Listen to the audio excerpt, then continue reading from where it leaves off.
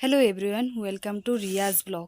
তো দেখতেই পারছো এক জায়গায় যাচ্ছি, কারণ যাচ্ছি আমরা হনুমান রেস্টুরেন্টে। আজকে মাদার্স ডে না, তো তার জন্য দাদা বলছে চল মাকে একটা সারপ্রাইজ দিই। তো মা, আমি, দাদা, আমার পুচকিটা, এই যে পুচকিটাকে নিয়ে চলে এসে পড়লাম। এটা লঙ্কাতে, মানে রেস্টুরেন্টটা হনুমান রেস্টুরেন্ট, আর এমনি নাম হচ্ছে সন্ধ্যা রেস্টুরেন্ট। তো এখানে এসে পড়েছি। আসার পর তো দেখতেই পারছো রেস্টুরেন্টটা অনেক সুন্দর, অনেক সুন্দর। কিন্তু বিরিয়ানি অর্ডার দিয়েছিলাম, একদম মানে কি বলবো, এত ফালতু বিরিয়ানি মনে হয় আমি কোনোদিনও খাইনি।